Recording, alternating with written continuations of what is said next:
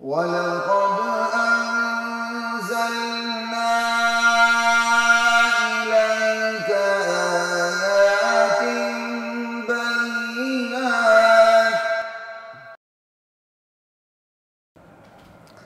السلام علیکم ورحمۃ اللہ وبرکاتہ. بسم اللہ الرحمن الرحیم والصلاة والسلام علی رسولہ الکریم وعلی آلہ وصحبہ اجمعین ومن تبعہم بإحسان الی یوم الدین، اما بعد. خواتین و حضرات، سوال جواب کی نشست کے ساتھ خلیق الرحمن آپ کی خدمت میں حاضر ہے. آج کا سوال نمبر 9، جس کا عنوان ہے حق کو برحق طریقے سے پہنچانے کی قابل ذکر شرائط کون سی ہیں، قابل ذکر تقاضے کیا ہیں. آپ اسے داعی کی صفات کا عنوان بھی دے سکتے ہیں. سوال نمبر 8 میں ہم بات کر چکے ہیں کہ حق کو برحق طریقے سے پہنچانے کا مطلب کیا ہے، یعنی حق کو برحق طریقے سے پہنچانے کے بنیادی عناصر کون سے ہیں. وہاں ہم نے بات کی تھی کہ حق کی ترکیب بھی نبی والی ہو، حق کی ترتیب بھی نبی والی ہو، حق کی تبلیغ بھی نبی والی ہو. تو جہاں ہم نے بنیادی عناصر کا بیسک ایلیمنٹس کی بات کی تھی، یہاں ہم بات کرتے ہیں اب شرائط کی، کنڈیشنز کی، کہ وہ کون سی کنڈیشنز ہیں جن کو قابل ذکر، کون سی شرائط ہیں جن کو سامنے رکھنا چاہیے حق کو برحق طریقے سے پہنچاتے ہوئے. تقریباً شرائط تو خیر بہت سی بن سکتی ہیں، ہم 5 6 7 شرائط کے یہاں ذکر کریں گے، جسے آپ داعی کی صفات کا عنوان بھی دے سکتے ہیں کہ ایک داعی جب دعوت دیتا ہے تو اس کے اندر کون سی صفات ہونی چاہیے قابل ذکر. ٹھیک ہے، تو ہم نے جو یہ عنوان دیا ہے کہ حق کو برحق طریقے سے آپ پہنچائیں، تو اس پہنچانے کی قابل ذکر شرائط کون سی ہیں. سب سے پہلی شرط علم ہے. داعی جب دعوت دیتا ہے تو جس دائرے میں اس نے دعوت دینی ہے تو اس دائرے کے بارے میں اسے علم ہونا چاہیے. یہ اپنی جگہ درست ہے، بلغوا عنی ولو آیا. ایک آیت بھی ہو تو اللہ کے نبی فرماتے ہیں میری طرف سے تم نے میری امت کو پہنچانا ہے، لیکن اس آیت کا علم تو ہو. داعی جب دعوت لے کے اٹھے تو علم کے بغیر نہ اٹھے، علم کو لے کے اٹھے. جتنی اس نے دعوت دینی ہے اتنا تو اسے بنیادی علم ہو، اسے بیسک نالج ہو. ٹھیک ہے، اس کے لیے عالم دین ہونا ضروری نہیں، لیکن عالم دین سب سے بڑا داعی ہوتا ہے اور اسے داعی ہونا چاہیے اگر وہ نہیں ہے تو. اب یہ بہت بڑا کام ہے. الحمدللہ ہماری تبلیغ جماعت کی محنت پوری دنیا کے سامنے ہے. اب ان میں سے ہر شخص عالم تو نہیں ہوتا، ایک خاص دائرے کے اندر وہ کام کرتے ہیں اور الحمدللہ بہترین کرتے ہیں. غلطی شلطی تو ہوتی، جو کام جتنا پھیلتا ہے اس کے اندر غلطی کے امکانات بھی اتنے زیادہ آ جاتے ہیں، تو تھوڑی بہت غلطیاں تو ہو جاتی ہیں. اور یہ غلطیاں جو ہوتی ہیں شرائط کی پاسداری نہ کرنے کی وجہ سے ہوتی ہیں، اکابر کی، بزرگوں کی بات نہ ماننے کی وجہ سے ہوتی ہیں. تو چند چیزیں ہم سامنے رکھتے ہیں. صرف یہ کام تبلیغ جماعت کا نہیں، صرف علماء کا نہیں، بلکہ ہر امتی کے ذمے یہ ہے کہ اس کو جو دین کی سمجھ ہے اس نے اس کو آگے پہنچانا ہے. تو دین کی جو سمجھ ہے اسی سے پتہ چلتا ہے کہ سب سے پہلی شرط کیا ہے، اس کے پاس نالج ہو، اس کے پاس علم ہو.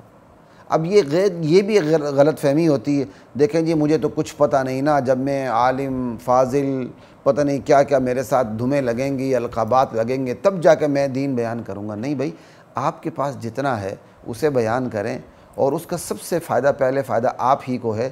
آپ دین کی بات کریں گے، اللہ تعالیٰ آپ کی مدد کریں گے. نبی کریم صلی اللہ علیہ وسلم کی حدیث ہے، واللہ فی عون العبد ما کان العبد فی عون اخیہ. اللہ اس وقت تک بندے کی مدد میں لگے رہتے ہیں جب تک بندہ اپنے بھائی کی مدد میں لگا رہتا ہے. آپ کو نماز کا پتہ، اپنے بھائی کو نماز کی تعلیم دیں. آپ کو زکوٰۃ کا پتہ، آپ اپنے بھائی کو زکوٰۃ کی تعلیم دیں. آپ کو حج کا پتہ، آپ اپنے بھائی کو حج کی تعلیم دیں. لیکن تعلیم کے لیے علم ضروری ہے. تو سب سے پہلی چیز علم ہے. علم آنا چاہیے، علم ہونا چاہیے. آج بہت بڑا فقدان علم کا ہے کہ لوگ علم کے بغیر اٹھتے ہیں اور دعوت دینی شروع کر دیتے ہیں. سوشل میڈیا اس سے بھرا پڑا ہے، اور اس کی ابتدا انتہائی چھوٹے لیول سے ہوتی ہے کہ جب آپ دین کا مطالعہ شروع کرتے ہیں تو شیطان کے 2 قسم کے حملے ہوتے ہیں. ایک شیطان کا براہ راست شیطانی حملہ ہوتا ہے، وہ سمجھ میں آ رہا ہوتا ہے، وہ بندے کو دین کی طرف نہیں آنے دیتا. لیکن ایک شیطان کا نورانی حملہ بھی ہوتا ہے بظاہر وہ آپ کو اچھا لگتا ہے. کیا مطلب؟ ایک بندہ پہلے شیطان اس کو دین پہ آنے نہیں دیتا، لیکن وہ شیطان سے لڑ جگڑ کے اسے شکست دے کے جب دین پہ آتا ہے، شیطان اپنے حملے کا طریقہ کار بدل لیتا ہے. اب جب وہ دین کا مطالعہ شروع کر دیتا ہے، شیطان اس کے دل میں یہ چیز پیدا کر دیتا ہے، تجھ جیسا تو کوئی سمجھدار ہے ہی نہیں ہے، تجھ جیسی فراست اور وزڈم تو کسی کے پاس ہے ہی نہیں ہے. یہ جو 10 سال سے 20 سال سے یہ دعوت کے کام میں لگے ہوئے ہیں، یا یہ 20 سال سے علماء لگے ہوئے ہیں کام پہ، ان کو کیا آتا ہے؟ تمہیں اللہ تعالیٰ نے بہت بڑی سمجھ دی ہے، تم اپنی اس سمجھ سے کام لے کے ذاتی مطالعہ کرو، سیلف سٹڈی کرو ماشاءاللہ، پھر ٹیکنیکل باتیں کرو. پھر وہ اس طرح آہستہ آہستہ آہستہ ذاتی مطالعے کی بنیاد پہ آگے آتا ہے، اور ذاتی مطالعے کی بنیاد پہ پیچھے وہ بے استادہ ہوتا ہے. نتیجہ یہ ہوتا ہے کہ شیطان کا نورانی حملہ اس پر کارگر ہو جاتا ہے، اور وہ اوندے منہ گر جاتا ہے. وہ سمجھتا ہے کہ میں لوگوں کی تربیت کر رہا ہوں، لوگوں کو تعلیم دے رہا ہوں، حالانکہ وہ علم کے بغیر اٹھا ہوتا ہے، اور وہ اپنے آپ کو بہت بڑا صاحب علم سمجھ رہا ہوتا ہے. تو اس چیز کو ذہن میں رکھنا چاہیے. دعوت دینے والا جب دعوت کے لیے اٹھے تو علم کے بغیر نہ اٹھے، بس بڑوں کے ساتھ رابطے میں رہے، مشورے میں رہے. عالم ہے تو بھی رابطے میں رہے اپنے علمی سطح کے حوالے سے، اور اگر ایک غیر عالم ہے تو اپنی معلومات کی سطح، کیونکہ اس کو علم نہیں کہیں گے، اس کو معلومات کہیں گے، اپنی معلومات کو سامنے رکھتے ہوئے اسی سطح پر وہ دین کی خدمت سر انجام دے. لیکن اگر وہ علم کے بغیر اٹھا ہے تو شیطان نے جس طرح تباہیاں پھیلائی ہیں، تو علم کے بغیر اٹھنے والا بندہ بھی اسی طرح تباہی پھیلانی شروع کر دیتا ہے. تو پہلی شرط کیا ہوئی؟ پہلی شرط ہوئی علم. دعوت کو حق کو برحق طریقے سے پہنچانے کی سب سے پہلی شرط یہ ہے، آپ کے پاس حق کا اتنا مناسب علم ہونا چاہیے جس سے آپ ڈی ٹریک نہ ہوں. جو آپ بات پہنچا رہے ہیں وہ آپ کو علم. ٹھیک ہے، آج سب سے بڑا فقدان یہی ہے، علم نہیں. سب کچھ موجود ہے وافر مقدار میں، لیکن ہم علم لینے کے لیے تیار ہی نہیں ہیں. گوگل کو مفتی بنایا ہوا ہے، بٹن دباتے ہیں، سرچ کرتے ہیں اور مسئلے پوچھتے ہیں گوگل سے، کیا پتہ چلے گا؟ آج جتنی علم کی فراوانی ہے اتنی ہی علم سے دوری ہے. قدیم دور میں علم کی فراوانی نہیں تھی، ہزاروں میل سفر کرنا پڑتا تھا علم کی ایک ایک بات کے لیے. آج اپنی جگہ آپ بیٹھے ہیں، آپ کے پاس علم کی فراوانی ہے، لیکن افسوس صد افسوس، آج کے دور میں جس قدر علم کی فراوانی ہے اسی قدر علم سے دوری ہے. بعض باتیں لکھنی بھی پڑ جاتی ہیں.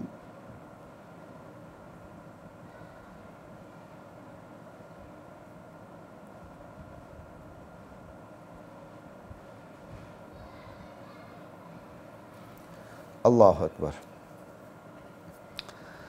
اور چاہے اس میں کوئی تمیز اب نہیں رہی، چاہے وہ مسلمان ہو چاہے غیر مسلم ہو. غیر مسلم کے پاس بھی حقیقت کو، حق کو سمجھنے کے لیے بڑے وسائل ہیں.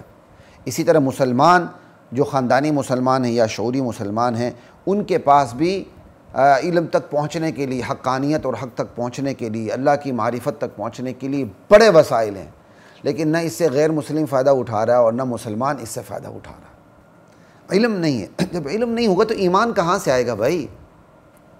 ٹھیک ہے، ایک تو ہم علم حاصل نہیں کرتے، ایک، اور دوسری بات، اگر علم آ جائے تو پھر ہمیں ایمان اور یقین نصیب نہیں ہوتا. اس میں بھی ہم اور کافر مشترک ہیں.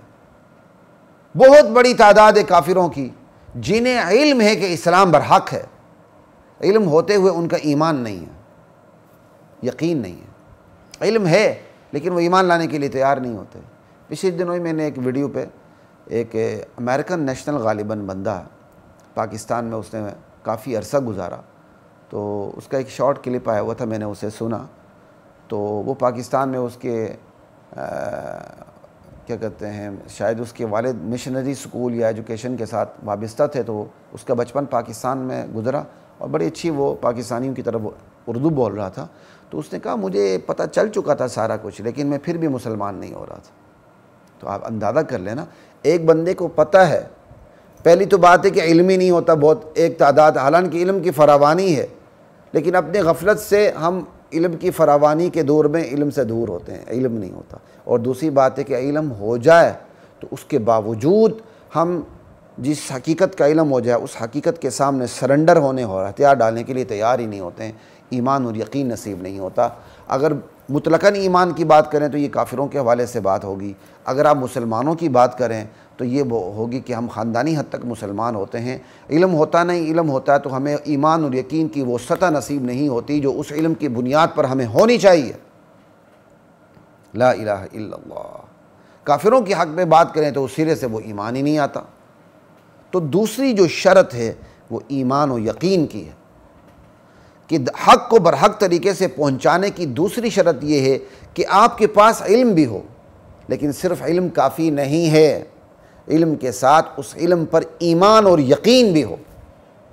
آپ اگر مسلمان ہیں تو جس حقیقت کا آپ کو علم ہے وہ آپ کے اندر وہ مذبذب شکل میں نہ ہو، وہ علم یقین کی گہرائی میں اتر چکا ہو، وہ علم یقین کی گہرائی میں اتر چکا ہو، گویا کہ آپ کو مشاہدہ ہو رہا ہے۔ جنت کا علم ہے گویا آپ کو جنت کا مشاہدہ ہو رہا ہے، جہنم کا علم ہے گویا آپ کو جہنم کا مشاہدہ ہو رہا ہے، اللہ کی حقیقت کا علم ہے گویا اللہ کو آپ دیکھ رہے ہیں، یا کم سے کم اللہ آپ کو دیکھ رہا ہے۔ ان تعبد اللہ کأنک تراہ فإن لم تکن تراہ فإنہ یراک۔ احسان، نیکی کا پیک لیول یہی ہے کہ آپ کو کمال درجے کا ایمان حاصل ہو، کمال درجے کا یقین حاصل ہو۔ ایمان جو بنیادی ایمان ہے جس کے بغیر بندہ مسلمان نہیں ہوتا وہ تو سٹل ایک ہی جگہ رہتا ہے، لیکن جو ایمان کی سطح درجہ بندی ہے وہ تو اوپر ایمان یزید و ینقص، اوپر نیچے وہ ہوتا رہتا ہے، ٹھیک ہے نا جی۔ تو علم، اور صرف علم کافی نہیں، علم کے ساتھ ساتھ جس چیز کا آپ کو علم ہے اس کا ایمان بھی ہونا چاہیے۔ صرف جاننا کافی نہیں، ماننا بھی ہونا ہے، صرف ماننا بھی زبان سے نہیں اور دل کی اوپر کی سطح پر نہیں، وہ ایمان، وہ یقین دل کی گہرائیوں میں اتر چکا ہو، شعور کی وہ گہرائی میں پہنچا ہوا ہو۔ یہ دوسری شرط ہوگی، ٹھیک ہے جی۔ اب تیسری شرط کی طرف آتے ہیں کہ حق کو برحق طریقے سے پہنچانے کی قابل ذکر تیسری شرط کون سی ہے؟ وہ ہے عمل، کیونکہ یہ بھی ایک بہت بڑا مسئلہ ہے۔ جن کے پاس علم نہیں ہوتا، علم ہوتا ہے تو ایمان و یقین نہیں ہوتا، اور ایمان و یقین ہوتا ہے تو عمل نہیں ہوتا۔ یعنی ایک بندے کے پاس علم بھی ہے اور اس علم کے مطابق اسے ایمان کا درجہ بھی حاصل ہے لیکن عمل نہیں، بے عملی ہے۔ اب یہ چیزیں تو مسلمان پہ فٹ آئیں گے نا، علم ہے، ایمان ہے تو مسلمان تو ہو گیا، اب آگے کی چیزیں غیر مسلم پر فٹ نہیں آ رہی، کیونکہ وہ تو ایمان کی سطح سے ہی خارج ہو گیا یا وہ علم کی سطح پہ ہی خارج ہو گیا۔ لیکن ایک شخص کے پاس علم بھی ہے، ایمان و یقین بھی اسے حاصل ہے کہ جس کی بدولت وہ مسلمان کہلاتا ہے، لیکن عمل نہیں ہے، عمل سے چھٹی ہے، اس کی فارغ ہے، بے عمل ہے۔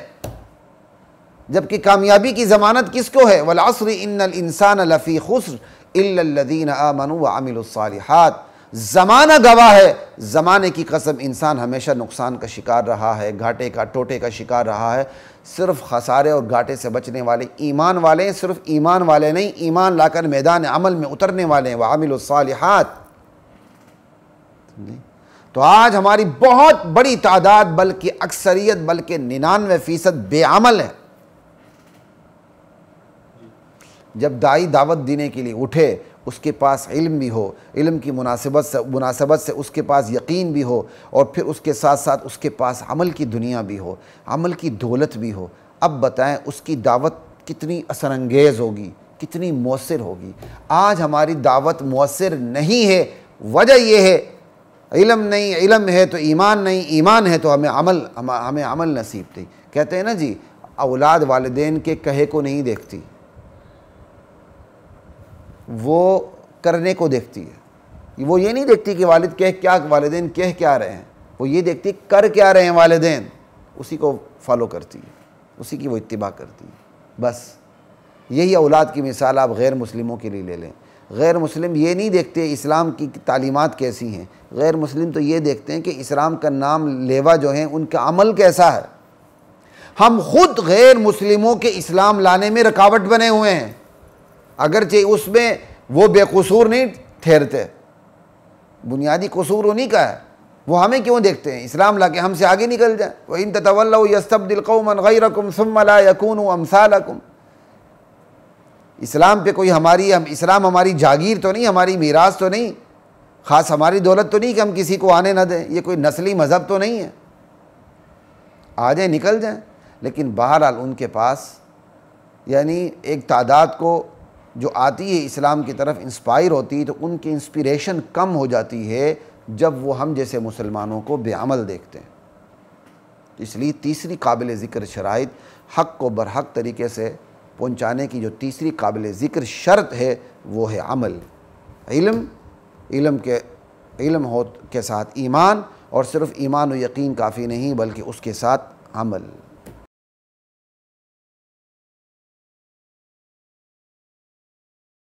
وَلَقَدْ